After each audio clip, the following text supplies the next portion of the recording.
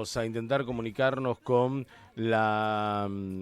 Ecuador justamente a partir de lo que fue un hecho delictivo grave hace un par de días cuando mataron a un candidato a presidente, a Villavicencio, allí, que era el candidato por el movimiento Construye. Bueno, lo cierto es que queríamos justamente interiorizarnos un poco más cómo está la situación, cómo es la situación política.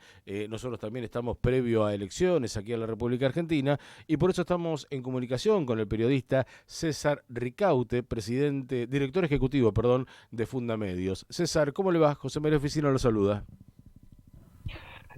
Buenas tardes, José María. Un enorme saludo para usted, para toda la audiencia que nos escucha en Argentina y a las órdenes en este momento. Bueno, César, qué momento difícil, ¿no? Qué momento complejo el que se ha vivido políticamente en Ecuador a partir del asesinato de un candidato a presidente, ni más ni menos. Así es, el asesinato de Fernando Villavicencio, candidato a la presidencia de la República, que constituye un magnicidio en definitiva, tiene conmocionado al país, como es de imaginar, porque tiene un profundo impacto. No es solamente el lado humano y el lado de la víctima, Ujú. que ya vamos a conversar, supongo, Sí, sí. del trabajo de Fernando Villavicencio, pero Ujú. es además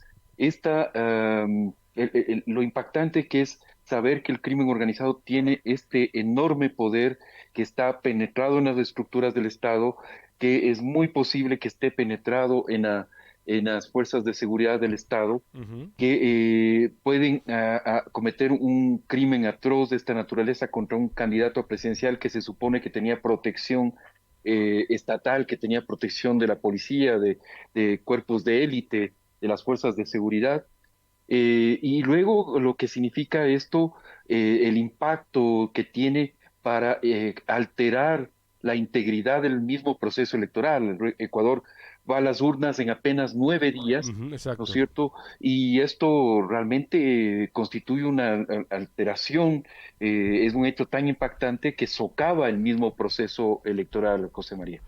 Ahora, esto, por supuesto, más allá de lo violento y de lo que tiene que ver con la persona en sí, a la que asesinaron, un candidato a presidente, ¿por qué piensa que se hace? ¿Para amedrentar a todo el pueblo ecuatoriano? Yo creo que es una muestra del poder del crimen organizado, que además lo que en este momento nos queda claro y es parte de ese shock en el que estamos en el Ecuador, es que hay una complicidad entre ciertos sectores políticos, ciertos grupos que se pueden calificar de mafias políticas Ujú. y el crimen organizado. Y eso ha penetrado las estructuras del Estado, ¿no es cierto? Entonces, es saber que estos grupos, la delincuencia organizada, se está tomando grandes sectores del Estado, de la sociedad, de la economía y de la política en el Ecuador. Y esto yo creo que tiene un enorme impacto regional, además, ¿no es cierto? Porque es algo que le puede pasar a cualquier país. En todos los países de América Latina en este momento yo creo que viven unas crisis enormes de seguridad, ¿no es cierto? Hay un avance importante de la delincuencia organizada en toda la región, y Ecuador está, digamos, siendo un país pequeño.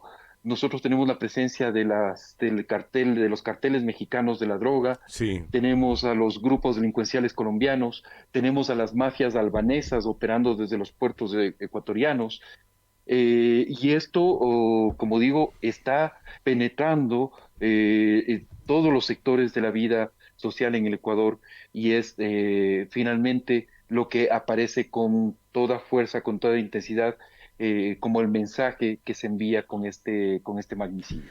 Bueno, yo veía que primero salió un video de un grupo Los Lobos, que eran los que se habían adjudicado el asesinato, después aparecieron otro video, en este caso vestidos de blanco, a cara descubierta, diciendo que no eran los Lobos los que habían hecho esto.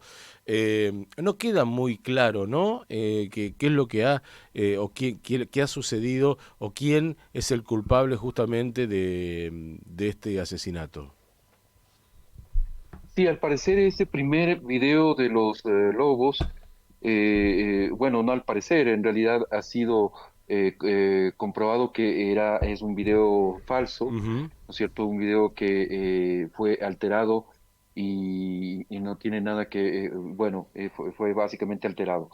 Y lo que se sabe a ciencia cierta, los hechos, es que Fernando Villavicencio había sido amenazado previamente por el líder de otro grupo delincuencial llamado los Choneros. Ujú. Los Choneros operan muy de cerca con el cartel de Sinaloa de De México, México. y es por eso que incluso se le preguntaba al presidente de México si había involucramiento del cartel de Sinaloa, y en una escena un poco surrealista el presidente actúa como el presidente Andrés López Obrador Obrador, sí. actúa como vocero del cartel,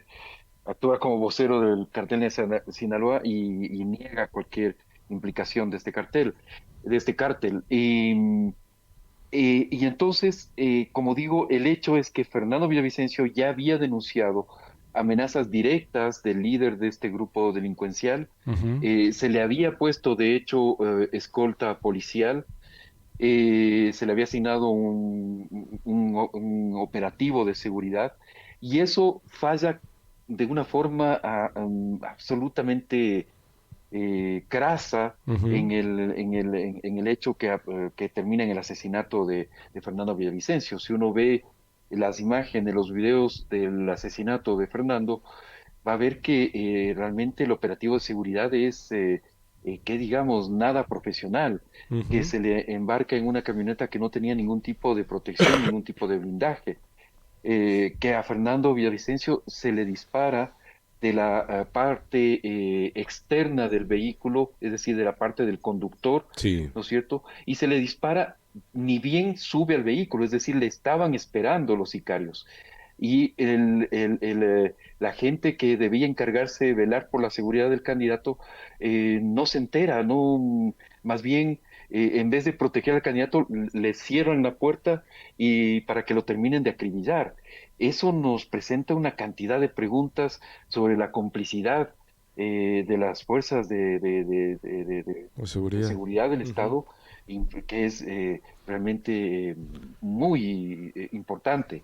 Y luego muere el sicario que había sido capturado en el lugar del crimen, uno de los acusados del crimen de Fernando Villavicencio, muere en manos de agentes del Estado. Raro, eso es Y raro. entonces, Cuando más tenían eso es que... muy Porque era el delincuente en ese momento que más tenían que haber cuidado en todo Ecuador. exactamente, exactamente. O sea, y estaba herido, lo primero es llevar a una casa de salud Seguro. para que se recupere y darle toda la protección del caso, ¿no? Pero básicamente se lo deja morir, ¿no? Y todas esas serie de preguntas que aparecen, el hecho de que posteriormente Fiscalía anuncie la detención de seis involucrados, seis sospechosos del Ujú. asesinato, todos de nacionalidad colombiana, Sí. al parecer incluso por cooperación de la policía colombiana se logra estas detenciones, y los medios colombianos revelan que en los teléfonos de estos sospechosos del sicariato aparecen los teléfonos de tres políticos ecuatorianos a los cuales los sicarios habían estado en contacto antes del asesinato. ¿Y la justicia Entonces, los eh, convocó?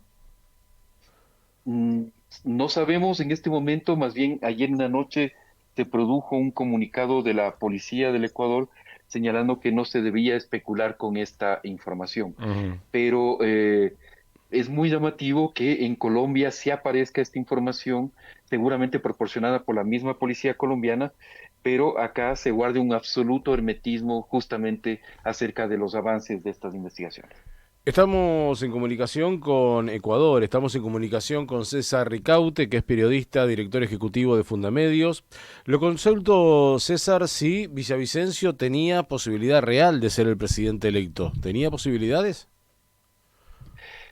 Fernando Villavicencio estaba en un grupo de candidatos que iban del segundo al cuarto lugar. Él aparecía en las encuestas entre el cuarto y segundo lugar, Ujú. ¿no es cierto?, que se estaban disputando esa opción de llegar a la segunda vuelta, ¿sí?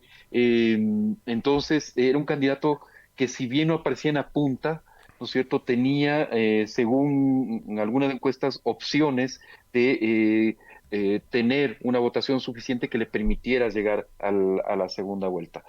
Pero era un candidato que sobre todo reflejaba, simbolizaba la lucha contra la corrupción que había afectado especialmente al gobierno de Rafael Correa. Ujú. Recordemos que Fernando Villavicencio tiene una extensa carrera como periodista previa a su paso a la política, que tenía publicada más de 260 investigaciones y que muchas de esas investigaciones justamente se referían a ese periodo en el cual Villavicencio revela la profunda corrupción que existió durante el gobierno de Correa.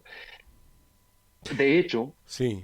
una de las investigaciones de Fernando Villavicencio, la llamada Arroz Verde, que después se transforma en el caso Sobornos, es la que termina con la condena en contra del ex vicepresidente de Correa, Jorge Glass, Ujú. que cumplió prisión, ¿no es cierto? Y contra el expresidente, que se le condena a 8 años de cárcel, pena que ha evadido al estar prófugo de la justicia actualmente.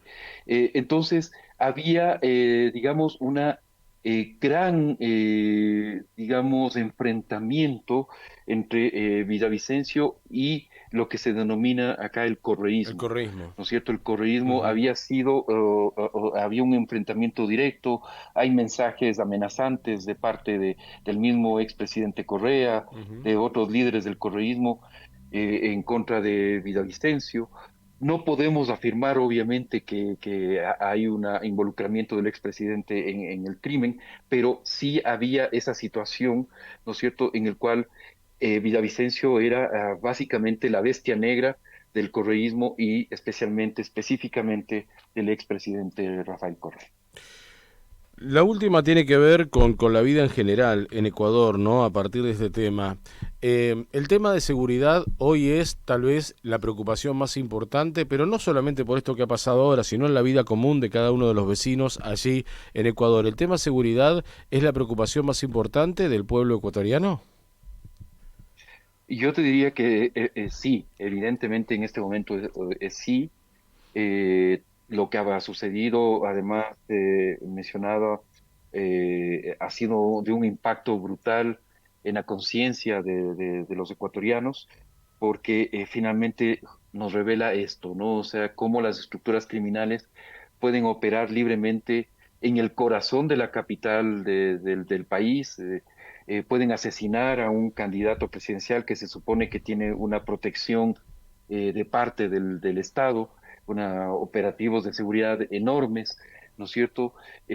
Cómo pueden alterar o tratar de alterar un proceso electoral, herir a las instituciones democráticas y todo esto, como digo, como muestra del poder de estos grupos delincuenciales. Entonces, evidentemente, en este momento yo creo que hay una conciencia nacional de que es indispensable luchar contra el crimen organizado, luchar contra las mafias políticas que están enquistadas en que algunos expertos llaman este narcoestado, ¿no es cierto? O también se habla de narcopolítica Ujú. y terminar con eso, porque si no es inviable un desarrollo democrático para el Ecuador. César, un abrazo grande, gracias por atendernos y gracias por este ratito que has tenido tu tiempo para contarnos aquí desde la Argentina la situación que se está viviendo allí en Ecuador. Abrazo grande. Gracias, José María. Las órdenes, un enorme saludo para toda tu audiencia. César Ricaute, periodista desde Ecuador, director ejecutivo de Fundamedios.